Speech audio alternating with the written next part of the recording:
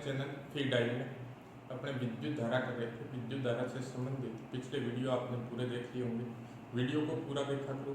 कोई भी समस्या है तो आप मुझे कमेंट कर सकते हैं, आपकी समस्या का सोल्यूशन होगा। वीडियो को ज़्यादा से ज़्यादा शेयर कीजिए। ज़्यादा से ज़्यादा शेयर करेंगे, ज़्यादा से ज़्यादा बच्चों को बेनिफिट होगा, क्योंकि अभी अपने रेट की एग्ज़ाम डेट भी जो है वो डिसाइड होने वाली है। इसलिए अच्छी तरह से तैयारी कीजिए, ज़्यादा से ज़्यादा सक्सेस हों, ये मेरा आशीर्वाद है आप सबको। ज़्यादा से ज़्यादा सक्सेस हों और आप अच्छी तरह से वीडियो को पूरा देखें। अगर आपने चैनल को अभी तक सब्सक्राइब नहीं किया है तो चैनल को सब्सक्राइब कीजिए, ताकि जैसे ही मैं नया वीडियो डालूँ आपके पास मिले। आज अपने विद्युत धारा में पढ़ेंगे विद्युत धारा का चुंबकीय प्रभाव। विद्युत धारा का चुंबकीय प्रभाव क्या है? विद्युत धारा का चुंबकीय प्रभाव। विद्युत धारा का चुंबकीय प्रभाव किससे कहते हैं? जब अपन किसी चालक तार में धारा प्रवाहित करते हैं तो उस तार के चारों तरफ क्या होता है? चुंबकीय क्षेत्र उत्पन्न हो जाता है। जब किसी चालक तार में धारा प्रवाहित की जाती है तो इस तार के चारों तरफ क्या होता है? चुंबकीय क्षेत्र उत्पन्न हो जाता है। इसे विद्युत धारा का चुंबकीय प्रभाव कहते हैं। जब किसी चालक तार में धारा प्रवाहित की जाती है तो चालक तार के चारों तरफ चुंबकीय क्षेत्र उत्पन्न होता है। इसे विद्युत धारा का क्या कहते हैं? चुंबकीय प्रभाव कहते हैं। इस विद्युत धारा के कारण चुंबकीय क्षेत्र वास्तव में उत्पन्न होता है क्या? इसकी प्रायोगिक व्याख्या की थी सबसे पहले किसने? ओर्स्टेड ने। तो अपने देखेंगे कि ओर्स्टेड ने इसकी प्रायोगिक व्याख्या किस तरह से की थी। ओर्स्टेड के प्रयोग पढ़ेंगे। ओर्स्टेड ने प्रायोगिक आधार पर ये प्रूव कर दिया था कि जब अपने किसी चालक तार में धारा प्रवाहित करते हैं तो उसके चारों तरफ क्या होता है? चुंबकीय क्षेत्र उत्पन्न होता है। ये ओर्स्टेड के प्रयोग थे। तो ओर्स्टेड के प्रयोग क्या है? विद्युत धारा के चुंबकीय प्रभाव से संबंधित ओर्स्टेड के प्रयोग। ओर्स्टेड के प्रयोग। ओर्स्टेड ने 1820 में प्रायोगिक आधार पर यह प्रूव किया था कि जब अपने किसी चालक तार में धारा प्रवाहित करते हैं तो उस चालक तार के चारों तरफ क्या होता है? चुंबकीय क्षेत्र उत्पन्न होता है। इसकी प्रायोगिक व्यवस्था क्या थी? इसमें क्या है? एक चालक तार AB है, ये चालक तार AB है। इसके साथ क्या किया? श्रेणी क्रम में एक बैटरी, धारा नियंत्रक और कुंजी को जोड़ दिया। इस तरह से विद्युत परिपथ है। इस तार के समांतर और इसके नीचे एक किलकित चुंबकीय सुई को रखा गया। किलकित चुंबकीय सुई को इस तरह से रख दिया गया। ये इसका साउथ पोल है, ये इसका नॉर्थ पोल। अब क्या करते हैं? दूसरा जो इसका डायग्राम अपने पास है, इसी पर दूसरा रूप बनाने हैं।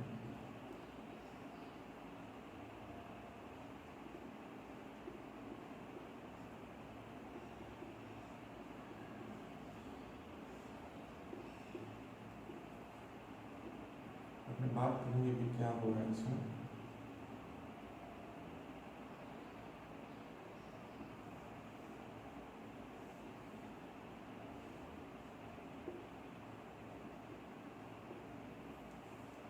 तीसरा अपने पास डायग्राम है, इसी का ये रूप है, लेकिन इसको चेंज कर देते हैं।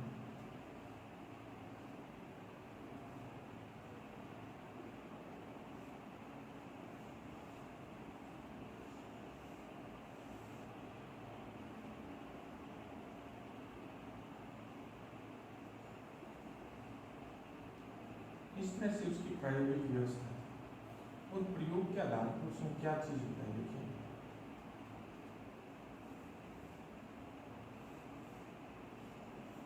ये उसकी प्रायोगिक व्यवस्था है। प्रयोग के आधार पर उसमें क्या होता है? अपने पास 3 डायग्राम बनाए, अपने नाम दे देते हैं। अपने एबीसी, ABC या एबीसी नाम दे दें। पहला प्रयोग के निष्कर्ष क्या होता है? जब चालक तार में धारा प्रवाहित नहीं की जाती है तो चुंबकीय सुई तार के समांतर अविक्षेपित अवस्था में रहती है। ये देखिए, जब चालक तार में धारा प्रवाहित नहीं करते हैं, तो चुंबकीय सुई जो है वो तार के समांतर अविक्षेपित रहती है, तार के समांतर रहती है, इसमें किसी तरह का कोई विक्षेप नहीं आता है। तो ये चित्र ऐसे अपने को पता चल रहा है। दूसरा उसने ये बताया कि जब चालक तार में धारा प्रवाहित की जाती है तो चुंबकीय सुई जो है वो विक्षेपित हो जाती है। तार में धारा प्रवाह करने पर, तार में धारा प्रवाह करने पर, धारा प्रवाह करेंगे तो क्या होगा, तार में धारा प्रवाह करने से क्या होता है, चुंबकीय सुई विक्षेपित होती है। ये धारा नियंत्रक जो है, धारा नियंत्रक से अपने धारा को बढ़ा सकते हैं और धारा को अपने कम भी कर सकते हैं। अगर धारा नियंत्रक की सहायता से धारा को बढ़ाया जाता है तो चुंबकीय सुई में विक्षेप का मान बढ़ जाता है, और यदि धारा नियंत्रक से धारा को कम किया जाता है तो चुंबकीय सुई में विक्षेप का मान क्या हो जाता है, कम हो जाता है। तीसरा उसने ये कहा कि यदि चालक तार में प्रवाहित धारा की दिशा बदल दी जाए तो चुंबकीय सुई के विक्षेप की दिशा भी क्या हो जाती है, बदल जाती है। अगर चालक तार, ये चुंबकीय सुई जो है इसको चालक तार के ऊपर रखें, अपने नीचे रखा था, ऊपर रखें तो विक्षेप की दिशा इसके विपरीत होती है। यानी इस चुंबकीय सुई को अगर तार के ऊपर रख दिया जाए तो क्या होता है, विक्षेप, यानी तार नीचे से निकाल दें, अपने ऊपर से निकाला ये तार अगर अपने इस तरह से नीचे से निकालते हैं तो विक्षेप की दिशा इन दोनों स्थितियों में विपरीत होती है। मतलब इस स्थिति में ऐसा विक्षेप आता और इस स्थिति में इस तरह का विक्षेप आता। तो उसने कहा कि चुंबकीय सुई जो है, चुंबकीय सुई में विक्षेप किसकी वजह से उत्पन्न होता है, इसके आधार पर उसने बताया था कि चुंबकीय सुई केवल और केवल बाह्य चुंबकीय क्षेत्र के कारण विक्षेपित होती है। यानी चुंबकीय सुई में विक्षेप का कारण केवल और केवल बाह्य चुंबकीय क्षेत्र होता है। तो जब अपने तार में धारा प्रवाहित करते हैं तो तार के चारों तरफ क्या होता है, चुंबकीय क्षेत्र उत्पन्न होता है, और उसी चुंबकीय क्षेत्र के कारण चुंबकीय सुई जो है वो विक्षेपित होती है। अर्थात जब किसी चालक तार में धारा प्रवाहित की जाती है तो तार के चारों तरफ क्या होता है, चुंबकीय क्षेत्र उत्पन्न हो जाता है। इसे विद्युत धारा का चुंबकीय प्रभाव कहते हैं। ये जो है क्या कहलाता है, विद्युत धारा का चुंबकीय प्रभाव कहलाता है। यानी जब किसी चालक तार में धारा प्रवाहित करते हैं तो तार के चारों तरफ चुंबकीय क्षेत्र उत्पन्न होता है, इसे विद्युत धारा का चुंबकीय प्रभाव कहते हैं। तो ये था ओर्स्टेड का प्रयोग। अब आता है अपने पास कि जो चुंबकीय क्षेत्र उत्पन्न होता है उस चुंबकीय क्षेत्र की दिशा कैसे ज्ञात करें। चुंबकीय क्षेत्र की दिशा ज्ञात करने के कई नियम हैं। पहला अपने पास है चुंबकीय क्षेत्र की दिशा, चुंबकीय क्षेत्र की दिशा। पहला जो नियम है वो अपने पास दाहिने हाथ के अंगूठे का है। पहला नियम है दाहिने हाथ के अंगूठे का नियम। दाहिने हाथ के अंगूठे का नियम क्या है, देखिए दाहिने हाथ के अंगूठे का नियम बिल्कुल आसान सा नियम है। अपने पास कुछ धारावाही चालक तार है, उस धारावाही चालक तार को अपने क्या करेंगे, दाहिने हाथ में इस प्रकार पकड़ेंगे कि अंगूठा चालक में प्रवाहित धारा की दिशा को व्यक्त करे। तो मुड़ी हुई अंगुलियां जो है वो चुंबकीय क्षेत्र की दिशा को व्यक्त करती है। जैसे ये धारावाही चालक तार है, इसमें धारा नीचे से ऊपर की तरफ बह रही है, मैं इसको दाहिने हाथ में इस तरह से पकड़ूं कि अंगूठा तार में प्रवाहित धारा की दिशा को व्यक्त करे, तो ये मुड़ी हुई अंगुली जो है वो चुंबकीय क्षेत्र रेखाओं की दिशा को व्यक्त करती है। एक्चुअली में इन पर स्पर्श रेखा खींचते हैं तो चुंबकीय क्षेत्र की दिशा की है। इस तरह से अपने पास एक धारावाही चालक तार है जिसमें धारा इस तरह से प्रवाहित हो रही है, और अपने इसको दाहिने हाथ में इस प्रकार से पकड़े कि अपना अंगूठा जो है वो इस चालक तार में प्रवाहित धारा की दिशा को व्यक्त करे, तो मुड़ी हुई उंगलियां जो होगी वो चुंबकीय क्षेत्र की दिशा को व्यक्त करती है। मुड़ी हुई उंगलियां जो है वो चुंबकीय क्षेत्र की दिशा को व्यक्त करती है। ये अंगूठा चालक में प्रवाहित धारा की दिशा को व्यक्त करे तो मुड़ी हुई उंगलियां जो है वो चुंबकीय क्षेत्र की दिशा को व्यक्त करती है। ये दाहिने हाथ के अंगूठे का नियम है। दूसरा अपने पास है वृत्तीय धाराओं के लिए, वृत्तीय धाराओं के लिए दाहिने हाथ का नियम। अगर के लिए दाहिने हाथ का नियम, दाहिने हाथ का नियम देखिए, यदि अपने पास क्या है, कोई लूप है या कुंडली है, वर्ताकार कुंडली है, उस वर्ताकार कुंडली में धारा बह रही है, जिससे अपने पास ये एक वर्ताकार कुंडली है, इस वर्ताकार कुंडली में धारा बह रही है, तो इसमें इसके कारण जो चुंबकीय क्षेत्र उत्पन्न होता है उसकी दिशा ज्ञात करने के लिए दाहिने हाथ का नियम क्या है।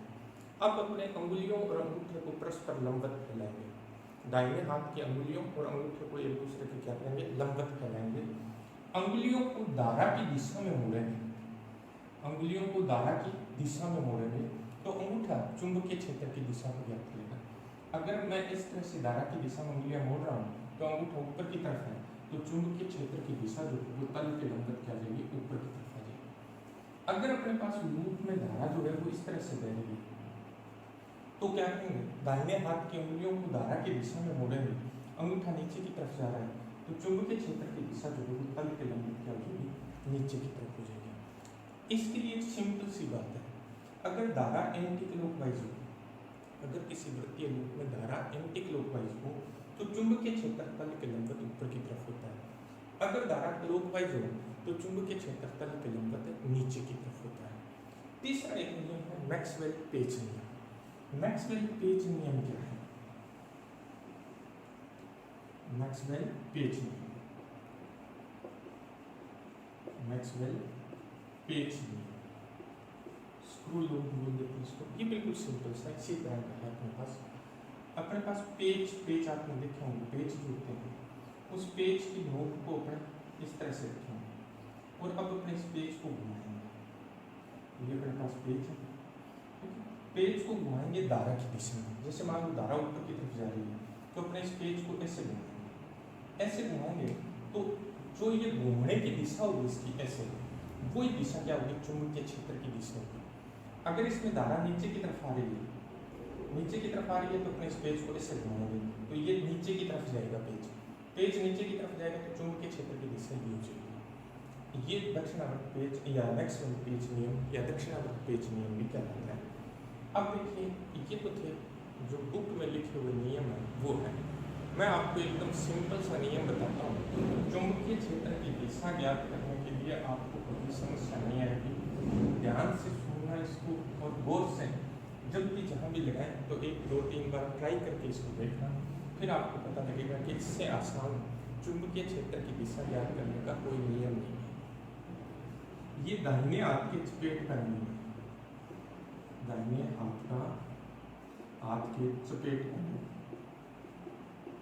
बिल्कुल आसान सा, बड़ा इजी लगेगा आपको। और आपके पास कभी भी चुंबकीय क्षेत्र की दिशा कभी गलत नहीं होगी और एकदम दिशा आएगी।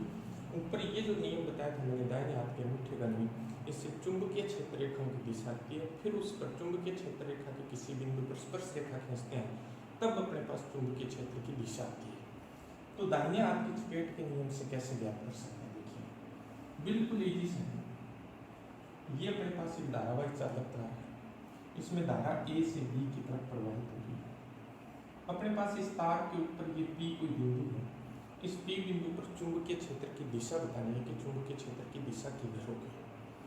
बिल्कुल आपको क्या करना है, दाहिने हाथ के अंगुली और अंगूठे जो है, अंगुलियां और अंगूठा जो है इनको परस्पर लंबवत फैलाना है और इस तरह से फैलाना है कि अंगूठा धारा की दिशा में हो, फैली हुई अंगुलियां उस बिंदु की तरफ हो, फैली हुई अंगुलियां उस बिंदु की तरफ। अब ये चपेट जिस दिशा में जाएगा, हालांकि ऐसे बोला जाता है कि दाहिने हाथ की हथेली पर डाला गया लंब बाहर की तरफ, लंब ऐसे डालेंगे तो ये चुंबकीय क्षेत्र, मतलब यहाँ चुंबकीय क्षेत्र जो होगा वो तल के लंबवत ऊपर की तरफ आ जाएगा। दोबारा देखिए, अंगूठा धारा की दिशा में, अंगुलियां उस बिंदु की तरफ। अब चपेट जिस दिशा में जाएगा, चपेट ऐसे तो जाएगा नहीं, ऊपर बाहर आएगा, तो इस चुंबकीय क्षेत्र की दिशा तल के लंबवत क्या होगी, बाहर की तरफ होगी।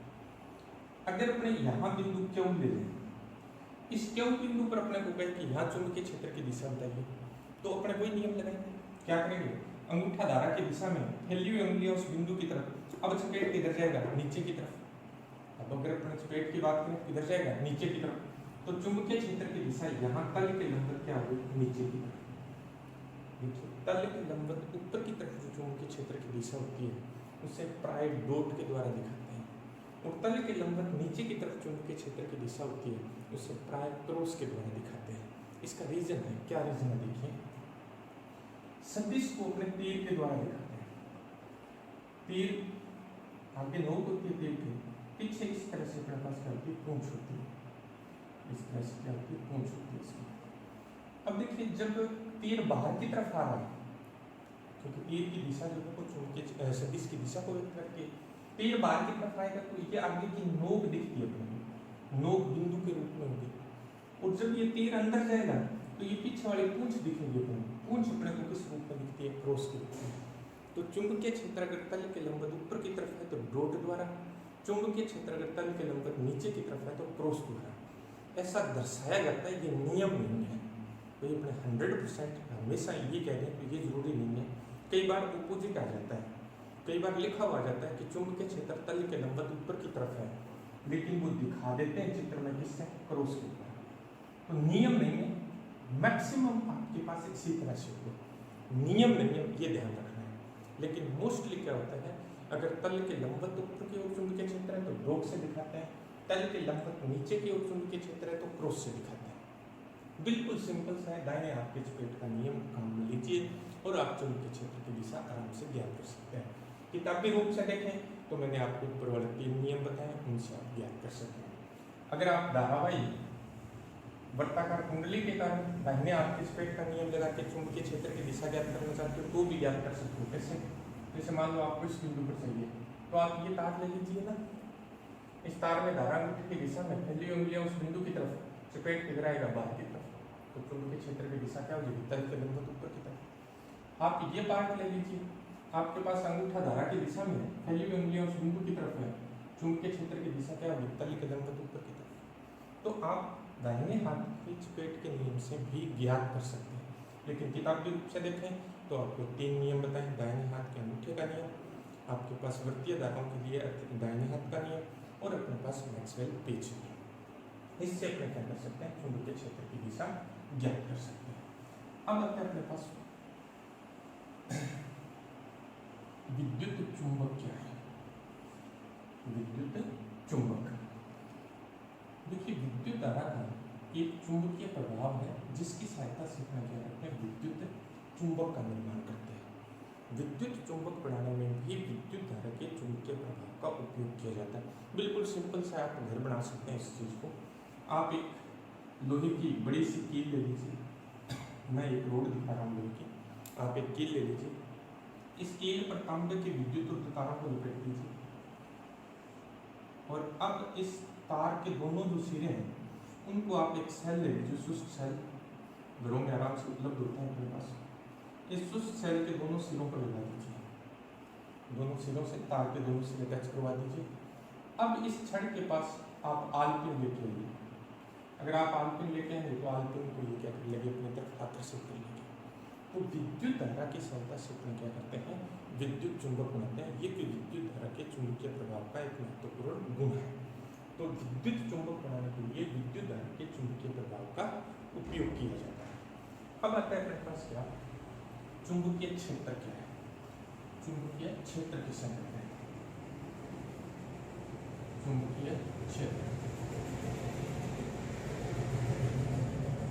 मैग्नेटिक फील्ड, मैग्नेटिक फील्ड किसे कहते हैं। किसी धारावाही चालक तार या चुंबक के चारों ओर, या तो किसी धारावाही चालक तार, ये धारावाही चालक तार, इसके चारों तरफ, या किसी चुंबक, ये तो अपने पास चुंबक है, इस चुंबक के चारों ओर, किसी धारावाही चालक तार या किसी चुंबक के चारों ओर का वह क्षेत्र जिसमें रखा कोई अन्य चुंबक बल का अनुभव करता है। यानी ये अपने पास एक क्षेत्र कंसिडर कर लिया, इसके अंदर अगर अपने एक चुंबक रख दें और ये चुंबक अगर बल का अनुभव कर लिए तो ये क्या कहलाएगा, चुंबकीय क्षेत्र कहलाएगा। इसी तरह से इसके चारों तरफ यहाँ अपने एक चुंबक रखते हैं और अगर ये चुंबक क्या करती है, बल का अनुभव करती है, तो इसे क्या कहते हैं, चुंबकीय क्षेत्र कहते हैं। तो किसी धारावाही चालक तार या चुंबक के चारों ओर का वह क्षेत्र जिसमें रखा कोई अन्य चुंबक जो है वो बल का अनुभव करता है, क्या कहलाता है, चुंबकीय क्षेत्र कहलाता है। चुंबकीय क्षेत्र एक सदिश राशि होती है, चुंबकीय क्षेत्र एक सदिश राशि है और इसको वेक्टर v के द्वारा व्यक्त किया जाता है। अब आते हैं मात्रक की बात, चुंबकीय क्षेत्र की मात्रक क्या है, ये अपने को ध्यान रखना है। मैं एसआई पद्धति की बात करूँगा। एसआई पद्धति में चुंबकीय क्षेत्र का जो मात्रक होता है वो न्यूटन बटा एम्पियर एक मात्रक, दूसरा मात्रक इसका है टेस्ला, तीसरा अपने पास होता है वेबर बटा मीटर स्क्वायर। तीनों एक जैसे हैं, ठीक है। एसआई पद्धति में तीनों ही मात्रक काम में लिए जाते हैं, न्यूटन बटा एम्पियर मीटर, टेस्ला और वेबर प्रति मीटर स्क्वायर। ज्यादा टेस्ला काम में लिया जाता है। ये निकोला टेस्ला के वैज्ञानिक थे, उनके सम्मान में ये नाम रखा गया है। ये ज्यादा यूज करते हैं और अपने इसको टी से व्यक्त करते हैं। तीनों एक जैसे हैं, तीनों एसआई पद्धति के हैं, न्यूटन बटा एम्पियर मीटर या टेस्ला या इसका मात्रक क्या है, वेबर प्रति मीटर स्क्वायर। अब सीजीएस पद्धति की बात कर रहा हूँ। सीजीएस पद्धति में चुंबकीय क्षेत्र का जो मात्रक होता है वो गाउस होता है। चुंबकीय क्षेत्र का जो मात्रक है वो क्या है? गाउस, या इसको मैक्सवेल प्रति सेमी स्क्वायर, मैक्सवेल प्रति सेमी स्क्वायर भी कहते हैं। ज्यादातर गाउस यूज किया जाता है। गाउस और टेस्ला में संबंध है, ये संबंध अच्छी तरह से याद रखना है अपने को। एक टेस्ला जो होता है वो 10⁴ गाउस के बराबर होता है, इसको कैपिटल जी से लिखते हैं। 1 टेस्ला इज इक्वल टू 10⁴ क्या होता है? 4 गाउस होता है। एक टेस्ला जो है वो 10⁴ गाउस के बराबर होता है। ये संबंध याद रखिए। मोस्टली क्या होता है, जब वैल्यू दी जाती है चुंबकीय क्षेत्र की तो वो गाउस में दे दी जाती है, और अगर गाउस में चुंबकीय क्षेत्र दे दिया और अपने को न्यूमेरिकल करना है तो अपने को उसे किस में कन्वर्ट करना होगा? टेस्ला में कन्वर्ट करना होगा। तो ये संबंध अपने काम आएगा और डायरेक्ट भी पूछा जा सकता है। चुंबकीय क्षेत्र की जो मात्रक है इनमें से डायरेक्ट संबंध भी पूछ सकते हैं। तो एक टेस्ला में 10⁴ गाउस होते हैं। ये था अपने पास चुंबकीय क्षेत्र। अब आता है अपने पास चुंबकीय क्षेत्र रेखा, मैग्नेटिक फील्ड लाइंस। चुंबकीय क्षेत्र रेखा, चुंबकीय क्षेत्र रेखा, मैग्नेटिक फील्ड लाइंस क्या होती है? मैग्नेटिक फील्ड लाइंस, देखिए क्या है मैग्नेटिक फील्ड? चुंबकीय क्षेत्र में खींचा गया वह काल्पनिक वक्र जो एकांक उत्तरी ध्रुव के मार्ग को प्रदर्शित करता है। चुंबकीय क्षेत्र में खींचा गया वह काल्पनिक वक्र जो एकांक उत्तरी ध्रुव के मार्ग को प्रदर्शित करता है, चुंबकीय क्षेत्र रेखा कहलाती है। मान लो ये चुंबकीय क्षेत्र है, इसमें मैं एकांक उत्तरी ध्रुव को रख लूंगा, एकांक नॉर्थ पोल को रख दूं।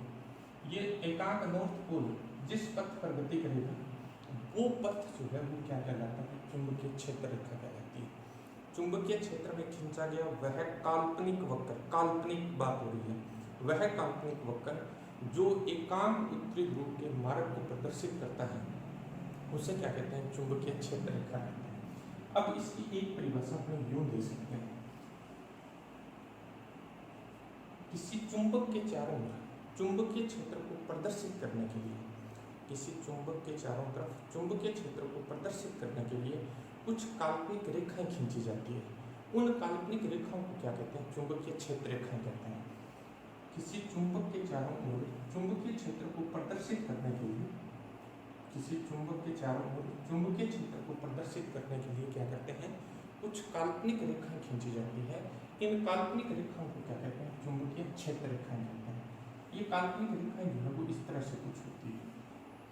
चुंबकीय क्षेत्र चुंबक के चारों तरफ चुंबकीय क्षेत्र को प्रदर्शित करने के लिए कुछ काल्पनिक रेखाएं खींची जाती है। इन काल्पनिक रेखाओं को क्या कहते हैं? चुंबकीय क्षेत्र रेखाएं कहते हैं। किसी चुंबक के चारों तरफ चुंबकीय क्षेत्र को प्रदर्शित करने के लिए कुछ काल्पनिक रेखाएं इस तरह से खींच दी जाती है। इन काल्पनिक रेखाओं को क्या कहा जाता है? चुंबकीय क्षेत्र रेखाएं कहते हैं। अब इन चुंबकीय क्षेत्र रेखाओं की कुछ विशेषताएं हैं, ध्यान रखने में ये विशेषताएं। पहली विशेषता देखिए, चुंबकीय क्षेत्र रेखाएं सतत बंद वक्र का निर्माण करती है। चुंबकीय क्षेत्र रेखाएं सतत बंद वक्र का निर्माण करती है, बंद वक्र होती है। सतत, सतत का मतलब होता है कंटिन्यूस, कंटिन्यूस का मतलब लगातार, जो बीच में से टूटती नहीं। बंद वक्र यानी ये जहां से शुरू होती है वहीं आकर समाप्त होती है, बंद वक्र का निर्माण करती है, सतत बंद वक्र का निर्माण करती है। दूसरी बात, चुंबक के बाहर ये उत्तरी ध्रुव से शुरू होती है, दक्षिण ध्रुव पर चली जाती है, लेकिन चुंबक के अंदर ये दक्षिण ध्रुव से शुरू होकर उत्तरी ध्रुव पर आ जाती है। मतलब ये क्षेत्र रेखा जो है वो यहाँ से चली दक्षिण ध्रुव पर आ गई, यहाँ रुकती नहीं है, ये इसके अंदर क्या है? इसके अंदर इसकी जो दिशा होती है वो साउथ से नॉर्थ की तरफ होती है, जबकि बाहर नॉर्थ से साउथ की तरफ होती है। क्षण चुंबक के बाहर चुंबकीय क्षेत्र रेखा उत्तरी ध्रुव से दक्षिण ध्रुव की ओर होती है, जबकि चुंबक के भीतर ये दक्षिण ध्रुव से उत्तरी ध्रुव की ओर होती है। तो ये क्लोज लूप होती है, इसी को सतत बंद वक्र कहते हैं। क्षण चुंबक के बाहर नॉर्थ से साउथ की तरफ जाती है, अंदर जो है अंदर ये साउथ से किधर जाती है? नॉर्थ की तरफ जाती है। यानी बंद वक्र का निर्माण करती है, मतलब जहाँ से चली वहाँ वापस आ गई। हमेशा क्लोज लूप कंसिडर करती है। तीसरा अपने पास है क्षेत्र रेखा के किसी बिंदु पर खींची गई स्पर्श रेखा। चुंबकीय क्षेत्र रेखा की किसी बिंदु पर खींची गई स्पर्श रेखा उस बिंदु पर चुंबकीय क्षेत्र की तीव्रता की दिशा को व्यक्त करती है। जैसे मैं इस बिंदु पर अगर मैं स्पर्श रेखा खींचता हूँ तो ये चुंबकीय क्षेत्र की तीव्रता की दिशा को व्यक्त करेगी। यानी चुंबकीय क्षेत्र रेखा के किसी बिंदु पर खींची गई स्पर्श रेखा जो होती है वो उस बिंदु पर क्या करती है, चुंबकीय क्षेत्र की तीव्रता की दिशा को व्यक्त करती है। चौथा बड़ा इंपॉर्टेंट पॉइंट है चौथा इसका, कि दो क्षेत्र रेखाएं कभी परस्पर काटती नहीं है। दो क्षेत्र रेखाएं जो होती है, जो चुंबकीय क्षेत्र रेखाएं परस्पर काटती नहीं, परस्पर प्रतिच्छेद नहीं करती या काटती नहीं, प्रतिच्छेद नहीं करती या काटती नहीं है। क्यों नहीं काटती, क्या कारण है? अपने तो कह देते हैं ये लोग काट दे। अगर ये काटती है तो इनका ये जो प्रतिच्छेदन बिंदु है, जिसको अपने कटान बिंदु भी कहते हैं, प्रतिच्छेदन बिंदु ये प्राप्त हो गया। इस पर अपने दो स्पर्श रेखाएं खींच सकते हैं। तो ये दो स्पर्श रेखाएं एक ही बिंदु पर चुंबकीय क्षेत्र की तीव्रता की दो दिशाओं को व्यक्त करती है। किसी एक ही बिंदु पर चुंबकीय क्षेत्र की तीव्रता की केवल एक दिशा हो सकती है। इसलिए कभी भी दो चुंबकीय क्षेत्र रेखाएं कभी एक दूसरे को काटती नहीं। और भी बहुत सारी विशेषताएं हैं जहाँ चुंबकीय क्षेत्र रेखाएं सघन होती है। सघन मतलब आसपास होती है। जहाँ चुंबकीय क्षेत्र रेखाएं क्या होती है, सघन, वहाँ चुंबकीय क्षेत्र प्रबल होता है। जहाँ चुंबकीय क्षेत्र रेखाएं सघन होती है वहाँ चुंबकीय क्षेत्र क्या होता है, प्रबल। और जहाँ चुंबकीय क्षेत्र रेखाएं विरल होती है, दूर होती है, वहाँ चुंबकीय क्षेत्र जो है वो दुर्बल होता है। अपने इतनी विशेषताएं काफी है, क्योंकि विशेषताएं इसकी बहुत सारी होती है, तो अपने लिए इतना काफी है चुंबकीय क्षेत्र रेखाओं के बारे में। अब आता है अपने पास विद्युत धारा का ऊष्मीय प्रभाव। विद्युत धारा का ऊष्मीय प्रभाव, विद्युत धारा का ऊष्मीय प्रभाव।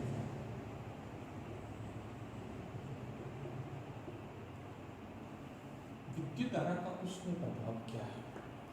ये भी इम्पोर्टेंट टॉपिक है, छोटा सा टॉपिक है ये। लेकिन विद्युत धारा का ऊष्मीय प्रभाव क्या होता है? जब अपने किसी चालक विलयन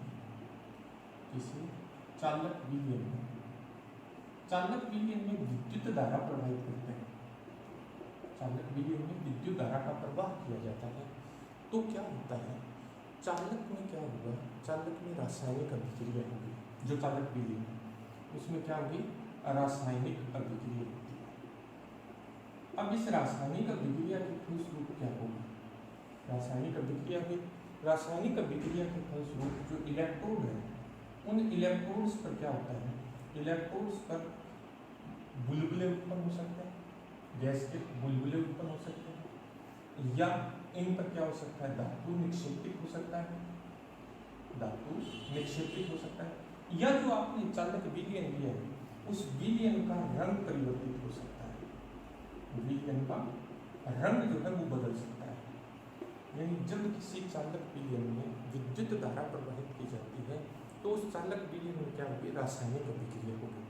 उस रासायनिक अभिक्रिया के फलस्वरूप क्या हो सकता है, जो इलेक्ट्रोड्स हैं उन इलेक्ट्रोड्स पे क्या हो सकते हैं, वायु के यानी हवा के बुलबुले उत्पन्न हो सकते हैं, गैस के बुलबुले बन सकते हैं, उन पर क्या हो सकती है, धातु निक्षेपित हो सकती है, या जो विलयन अपने लिए है उस विलयन का जो है रंग बदल सकता है।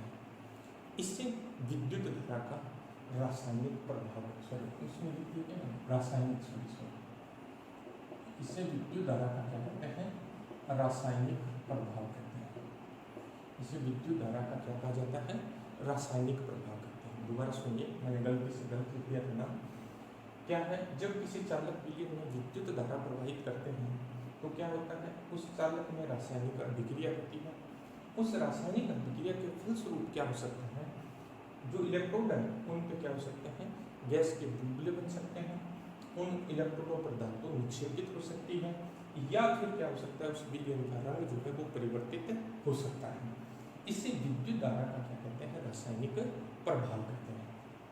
अब विद्युत धारा के रासायनिक प्रभाव में ये 3 महत्वपूर्ण घटनाएं हैं और यहाँ से क्वेश्चन आने की संभावना रहती है। पहला अपने पास है विद्युत अपघटन। विद्युत अपघटन क्या होता है, विद्युत अपघटन के फलस्वरूप क्या होगा। सबसे पहले अपन देखते हैं विद्युत अपघटन।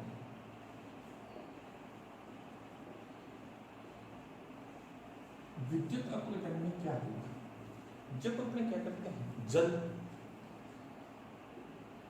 या लवण के जलीय विलयन, लवण के जलीय विलयन या लवण के गलित में, लवण के गलित में विद्युत धारा प्रवाहित करते हैं, विद्युत धारा प्रवाहित करते हैं, तो लवण जो होता है वो अपने आयनों में विभाजित हो जाता है। जब अपने जल में या लवण के जलीय विलयन में या लवण के गलित में विद्युत धारा प्रवाहित करते हैं तो लवण जो है वो अपने आयनों में क्या होता है, विभाजित होता है।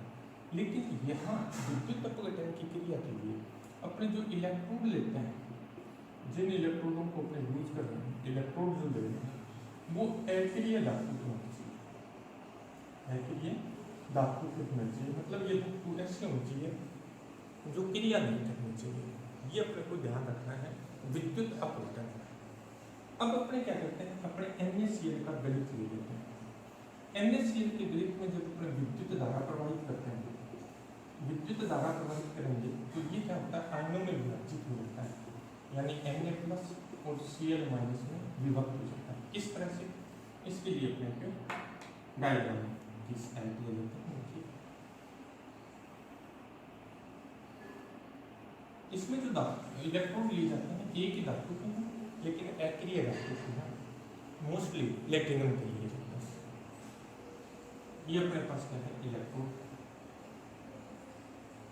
2 इलेक्ट्रोड ले लिए और इसके अंदर क्या ले लिया अपने NaCl का गलित ले लिया।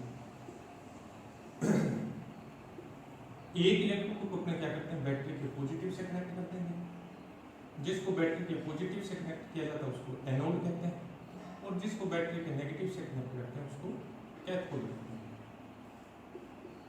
दूसरे को बैटरी के नेगेटिव से। तो ये क्या हो गया, अपने पास एनोड हो गया और ये अपने पास क्या हो गया, कैथोड हो गया। एक को अपने किससे कनेक्ट कर दिया, बैटरी की पॉजिटिव से, पॉजिटिव से जिसको कनेक्ट किया वो अपने पास क्या है, एनोड, और दूसरा जो है वो अपने पास क्या है, कैथोड है। तो इस तरह से अपने पास दोनों इलेक्ट्रोड जो है वो एक ही धातु यानी अपने प्लेटिनम के लिए विद्युत अपघटन के लिए अक्रिय धातु। अब इसमें अपने पास क्या है, Na+ और Cl- आयन में ये विभाजित हो जाता है। कब, जब अपने इसमें विद्युत धारा प्रवाहित करते हैं। अब होगा क्या, ये जो Cl- है ये इस इलेक्ट्रोड की तरफ यानी एनोड की तरफ गति करेगा। जब ये एनोड की तरफ गति करेगा तो एनोड पर क्या होगा, एनोड पर क्या सक्रिय होगी, एनोड की तरफ क्या आया, Cl- आया, यहाँ अपने पास क्या होगा, ये क्लोरीन में बदल जाएगा और यहाँ इलेक्ट्रॉन क्या कर देगा, ये मुक्त कर देगा, इसका क्या हो जाएगा, यहाँ अपचय हो जाएगा और ये किसमें बदल गया, क्लोरीन। तो एनोड पर अपने पास क्या प्राप्त होगी, क्लोरीन प्राप्त होगी। कैथोड पर, कैथोड पर क्या होगा, कैथोड पर ये पॉजिटिव आयन जो है वो कैथोड की तरफ गति करेंगे क्योंकि ये ऋणात्मक से जुड़ा हुआ है, तो ये इसकी तरफ आकर्षित होगा। यहाँ अपने पास क्या होगा, ये एनोड Na+ जाएगा, कैथोड की तरफ Na+ जाएगा, ये जो इलेक्ट्रॉन मुक्त हुआ है इस इलेक्ट्रॉन को ग्रहण करेगा और ये किसमें बदल जाएगा, एनोड। इस तरह से क्या होगा कि कैथोड पर क्लोरीन गैस बन जाएगी, सॉरी एनोड पर क्लोरीन गैस बन जाएगी और कैथोड पर क्या होगा, सोडियम प्राप्त हो जाता है। ये कब था, ये तब जब अपने किसका उपयोग किया, NaCl का गलित काम किया, NaCl का गलित, गलित का मतलब ये होता है कि NaCl है उसको अपने गर्म करके उसको लिक्विड में बदल दिया, उसको गलित कहते हैं। कोई भी अपने पास इस तरह का लवण है, उस लवण को अपने गर्म किया, गर्म करने से वो किसमें बदल गया, लिक्विड में, वो काम में लिया। अगर अपने NaCl का जलीय विलयन लेना है, NaCl का जलीय विलयन हो तब क्या होगा, NaCl का अगर जलीय विलयन हो तो क्या है? NaCl का जलीय विलयन, जब जलीय विलयन लेंगे तब क्या होगा? जलीय विलयन लेंगे तो भी Na प्लस और Cl माइनस बनेगा, ठीक है। लेकिन क्रिया क्या होगी? अब एनोड पर क्या होगा? एनोड पर वही Cl माइनस एनोड पर जाएगा, वही Cl माइनस किस पे जाएगा? एनोड पे जाएगा, और वहां अपने पास क्या बन जाएगी? क्लोरीन बन जाएगी। वहां अपने पास क्या प्राप्त हो जाएगी? क्लोरीन प्राप्त हो जाएगी। एनोड पर सेम क्रिया। लेकिन जो Na प्लस था वो क्या करता है? जल से क्रिया कर लेगा। Na प्लस जो था वो किससे क्रिया कर लेगा? जल से। और ये Na प्लस जो है वो जल के H प्लस आयन को रिमूव कर देगा। जब ये H प्लस आयन को रिमूव करेगा तो ये NaOH बन जाएगा प्लस H प्लस आयन प्राप्त हो जाएगा। ये H प्लस आयन जो है वो कैथोड की तरफ जाएगा, तो कैथोड पर अपने पास क्या जाएगा? कैथोड पर ये H प्लस आएगा और ये क्या करेगा? इस इलेक्ट्रॉन को ग्रहण करेगा, किसमें बदल जाएगा? हाइड्रोजन में बदल जाएगा। तो NaCl के जलीय विलयन में जब अपने क्या करते हैं? विद्युत धारा प्रवाहित करेंगे तो एनोड पर क्लोरीन बनेगी और कैथोड पर अपने पास क्या बन जाएगी? हाइड्रोजन प्राप्त हो जाएगी। ये NaCl के जलीय विलयन की बात है। अगर अपने जल ले लेते, सिंपल क्या करते हैं? पानी लेते हैं, तब अपने पास क्या होता है? हालांकि ये डिस्टिल वाटर नहीं होना चाहिए, क्योंकि डिस्टिल वाटर में विद्युत धारा का प्रवाह नहीं होता है। तो अपने जब जल लेंगे तब क्या होगा? जब इसमें विद्युत धारा प्रवाहित करेंगे, विद्युत धारा प्रवाहित करेंगे तो ये H प्लस वो H plus plus O minus आयनों में क्या हो जाएगा? विभाजित हो जाएगा, अपने आयनों में विभक्त हो जाएगा। अब एनोड पर क्या होगा? एनोड पर O माइनस आयन जाएंगे, ये एनोड की तरफ गति करेंगे और एनोड पर ये किस में बदल जाएगा? ऑक्सीजन में बदल जाएगा, ऑक्सीजन में बदल जाएगा, और यहाँ इलेक्ट्रॉन जो है दो मुक्त हो जाएंगे। अब कैथोड पर क्या होगा? कैथोड पर अपने पास H प्लस आयन जाएंगे, H प्लस आयन जाएंगे, ये क्या करेंगे? ये दो इलेक्ट्रॉनों को ग्रहण करेंगे और किस में बदल जाएंगे? H2 में बदल जाएंगे। तो जब अपने जल में विद्युत धारा प्रवाहित करेंगे तो उसका जब अपघटन होगा तो एनोड पर अपने पास क्या आ जाएगी? ऑक्सीजन बनेगी, और कैथोड पर अपने पास क्या बन जाएगी? हाइड्रोजन प्राप्त हो जाएगी। ये था अपने पास विद्युत अपघटन। दूसरा अपने पास आता है धातु शोधन। ये मोस्ट इंपोर्टेंट उपयोग है इसका, विद्युत धारा के रासायनिक प्रभाव का। धातु शोधन में इसका उपयोग किया जाता है, विद्युत धारा के रासायनिक प्रभाव का उपयोग किया जाता है। धातु शोधन, धातु शोधन।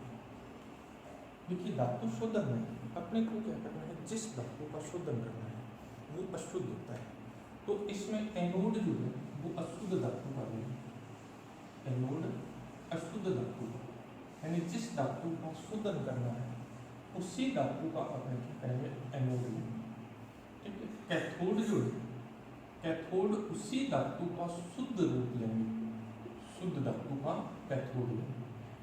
जो विद्युत अपघट्य है, विद्युत अपघट्य वो उसी धातु का लेंगे, उसी धातु का विद्युत अपघट्य लेंगे। जिस धातु का अपने शोधन कर रहे हैं उसी धातु का क्या करेंगे? विलयन लेते हैं, ठीक है। कैसे? जैसे मान लो अपने को तांबे का शोधन करना है, तांबे का शोधन करना है, तो अपने पास क्या होगा? एनोड जो होगा, एनोड अशुद्ध तांबे का होगा, अशुद्ध तांबे का लेंगे। कैथोड जो है, कैथोड अपने किसका लेंगे? शुद्ध तांबे का लेंगे, शुद्ध तांबे का। और विद्युत अपघट्य जो है, विद्युत अपघट्य वो कॉपर सल्फेट का विलयन, कॉपर सल्फेट का, यानी जिस धातु का शोधन करना है उसी धातु का विद्युत अपघट्य लेंगे। अब शोधन होगा कैसे? शोधन करने के लिए अपने पास क्या है? किस तरह से इसका शोधन हो जाएगा? अपने पास क्या है? देखिए एनोड अशुद्ध तांबे का, एनोड अशुद्ध तांबे का, अपने तांबे का शोधन करना है। ये एनोड अपने पास, ये अपने किसका लेंगे? अशुद्ध तांबे का। इसको बैटरी के पॉजिटिव से कनेक्ट करते हैं और शुद्ध तांबे का अपने क्या करेंगे? कैथोड लेंगे, इसको बैटरी के नेगेटिव से कनेक्ट करते हैं। ये एनोड, एनोड है, अशुद्ध तांबा, अशुद्ध तांबा। ये अपने पास कैथोड, कैथोड शुद्ध तांबा, ये अपने पास क्या है, शुद्ध तांबा। और जो विद्युत अपघट्य है अपने पास वो कॉपर सल्फेट का है। तो कॉपर सल्फेट को जैसे अपने जलीय विलयन बनाते हैं कॉपर सल्फेट का, तो अपने पास क्या होता है, इसमें कॉपर और सल्फेट आयन मिलते हैं अपने पास, Cu+2 और SO4-2 आयन अपने को प्राप्त होते हैं। अब अपने क्या करेंगे, इसमें विद्युत धारा प्रवाहित करते हैं। जब विद्युत धारा प्रवाहित करते हैं तब क्या होता है, जब विद्युत धारा प्रवाहित करेंगे तो अपने पास क्या होगा, एनोड पर, एनोड पर कॉपर जो है, कॉपर आयन मुक्त होते हैं। कॉपर का लेंगे, इससे क्या होता है, यहाँ इसका अपचयन होता है और अपचयन के फलस्वरूप कॉपर आयन और इलेक्ट्रॉन अपने को प्राप्त हो जाते हैं। ये जो एनोड पर कॉपर आयन विमुक्त हो गया है, ये कॉपर आयन क्या करते हैं, जो विलयन में कॉपर आयन है, ये Cu+2 आयन जो है, इनको क्या करते हैं, विस्थापित करते हैं। और ये विलयन वाले जो कॉपर आयन है वो किधर गति करते हैं, वो कैथोड की तरफ जाते हैं, क्योंकि कैथोड नेगेटिव है, उसकी तरफ जाते हैं। जब ये कैथोड पर जाते हैं तो कैथोड पर क्या होता है, ये वापस इनका क्या हो जाता है, अपक्षयकरण होता है। इन दो इलेक्ट्रॉनों को ये ग्रहण करते हैं और किस में परिवर्तित हो जाते हैं, Cu में, कॉपर में परिवर्तित हो जाते हैं। ये जो कॉपर है, ये कॉपर इसके ऊपर जमना शुरू हो जाता है। इस प्रकार क्या होगा, लगातार इससे कॉपर आयन चलेंगे, वो इसके ऊपर, इससे विलयन से कॉपर आयनों को ये विस्थापित करेगा और ये कॉपर जो है वो इस एनोड पर क्या होता जाएगा, जमा होता जाएगा। ये पहले से अपने पास शुद्ध रूप था और शुद्ध कॉपर जो है वो और इसके ऊपर जमा हो रहा है। इस तरह से क्या होगा, ये जो एनोड है ये पतला होता जाएगा, पतला होता जाएगा, ठीक है, पतला होता जाएगा। और कैथोड जो है ये क्या होता जाएगा, मोटा होता जाएगा, क्योंकि इस पे जमा होता जा रहा है, इससे निकल रहा है। जो इसमें कोई अशुद्धि है वो अशुद्धि जो है इस एनोड के नीचे जमा हो जाती है। इसको क्या कहते हैं, एनोड मड कहते हैं, एनोड मड कहते हैं। जो अशुद्धि है वो एनोड के नीचे बैठ जाती है और शुद्ध तांबा जो है वो इसके ऊपर अपने पास कैथोड के ऊपर जमा हो जाता है। इस तरह से अपने धातु का क्या करते हैं, शुद्ध करते हैं। तीसरा इसका बहुत ही महत्वपूर्ण उपयोग जो दैनिक जीवन में काम आता है वो क्या है, विद्युत लेपन है।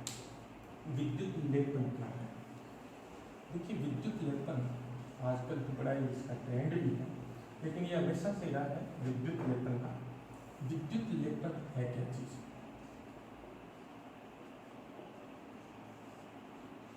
किसी धातु पर किसी दूसरे धातु की परत चढ़ाना, किसी एक धातु पर किसी दूसरे धातु की परत चढ़ाना क्या कहलाता है, विद्युत लेपन कहलाता है। तो इसको चढ़ाते कैसे हैं, लेपन करते कैसे हैं। अब इसमें एनोड जो है उस धातु का लेते हैं, उस धातु का जिसका लेपन करना है, जिसका लेपन करना है, ठीक है। कैथोड जो है, कैथोड उस धातु का लेते हैं, उस धातु का जिस पर लेपन करना है, जिस पर लेपन करना है। विद्युत अपघट्य, विद्युत अपघट्य उस धातु का, उस धातु का जिसका लेपन करना है। ये चीजें आपको याद रखनी है। एनोड अपने उस धातु का लेंगे जिसका अपन क्या कर रहे हैं, लेपन कर रहे हैं। कैथोड उस धातु का लेंगे जिस पर लेपन करना है, और विद्युत अपघट्य उस धातु का लेंगे जिसका अपन क्या कर रहे हैं, लेपन कर रहे हैं। सिंपल सा एक एग्जांपल ले लेते हैं कि अपने को तांबे पर चांदी की परत चढ़ानी है, चांदी की परत चढ़ानी है। किस पर चढ़ानी है, तांबे पर। किसकी, चांदी की। तो एनोड अपने किसका लेंगे, चांदी का लेंगे, Ag यानी चांदी का लेंगे। कैथोड अपने किसका लेंगे, कॉपर का लेंगे, तांबे का लेंगे। और विद्युत अपघट्य जो है वो अपने AgNO3 लेंगे। विद्युत अपघट्य के रूप में अपने क्या ले लेंगे, AgNO3। तो देखिए क्या होगा, ये अपने पास Ag का एनोड कॉपर का कैथोड और विद्युत अपघट्य के रूप में AgNO3 का विघटन देंगे तो इसमें Ag प्लस और NO3 माइनस आयन विमुक्त हो जाते हैं। इसको बैटरी के पॉजिटिव से कनेक्ट कर दिया, इसको बैटरी के नेगेटिव से कनेक्ट कर देंगे। ये अपने पास Ag यानी एनोड है, Ag का, ये अपने पास कैथोड है, इसका है अपने पास कॉपर का। ठीक है, अब क्या होगा, जैसे अपने विद्युत धारा प्रवाहित करेंगे तो कैथोड पर क्या होता है, अपचयन होता है, सॉरी एनोड पर क्या होता है, अपचयन होता है। यहाँ क्या होता है, Ag जो है Ag विमुक्त होता है, Ag प्लस आयन में बदल जाएगा। ये Ag प्लस आयन यहाँ से जो विमुक्त होगा वो इस Bn के Ag प्लस आयन को क्या करेगा, विस्थापित करेगा। ये Ag प्लस आयन जो है वो इस कॉपर यानी कैथोड की तरफ जाएंगे और कैथोड पर इनका क्या होगा, ऑक्सीकरण हो जाएगा। कैथोड पर ऑक्सीकरण के फलस्वरूप ये किसमें बदल जाएगा, चांदी में, और ये चांदी जो है वो इस कॉपर के ऊपर जमा होती जाएगी। इस तरह से क्या होगा कि कॉपर जो है उस कॉपर के ऊपर तांबे पर क्या होगा, चांदी की परत चढ़ जाती है। ये विधि होती है क्या, विद्युत लेपन। विद्युत लेपन का उपयोग जो है आजकल तो बहुत ज्यादा उपयोग हो रहा है। सोने का भी क्या करते हैं, विभिन्न धातुओं पर लेप चढ़ाया जाता है, क्योंकि सोना काफी महंगा धातु है, तो इसको लेपन करके क्या करते हैं, इसके गहने बनाए जाते हैं, तो सोने जैसे दिखता है। इसी तरह से लोहा जो है, लोहे पर क्या है, क्रोमियम की परत चढ़ाते हैं। क्रोमियम जो होता है, क्रोमियम स्क्रैच प्रूफ होता है, इस पर स्क्रैच नहीं लगता है। तो जो अपने नल वगैरह होते हैं घरों में, वो इतने सुंदर इसीलिए रहते हैं कि उनके ऊपर क्या होती है, क्रोमियम की परत चढ़ी हुई होती है। इसी तरह से लोहे को जंग से बचाने के लिए इस पर क्या करते हैं, जिंक जो है, जिंक की भी परत चढ़ाती जाती है, Zn की परत चढ़ाती जाती है, जिंक की परत चढ़ाई जाती है। तो ये था अपने पास क्या, विद्युत धारा। विद्युत धारा टॉपिक जो है वो बच्चे कंप्लीट हो गया है। पूरा अच्छी तरह से आप इस टॉपिक को पढ़िए, पूरा का पूरा। मेरे हिसाब से आपके लेवल के लिए इतना काफी है। फिर भी आपको विद्युत धारा और विद्युत धारा के चुंबकीय प्रभाव से संबंधित और ज़्यादा स्टडी अगर आपको करनी हो, नहीं करनी चाहिए, फिर भी करनी हो, तो आप इसी चैनल पर प्लेलिस्ट में जाइए। प्लेलिस्ट में आपको एक तो विद्युत धारा के नाम से प्लेलिस्ट है, उसमें बहुत सारे वीडियो हैं, विद्युत धारा की पूरी डिटेल उसके अंदर दी हुई है। इसी तरह से विद्युत धारा के चुंबकीय प्रभाव की एक प्लेलिस्ट है, आप वहाँ से भी वीडियो देख सकते हैं। लेकिन मेरे हिसाब से आपके लेवल में इतना काफ़ी है। वीडियो को पूरा देखना है, वीडियो को ज़्यादा से ज़्यादा शेयर कीजिए, चैनल को सब्सक्राइब कीजिए। Thank you.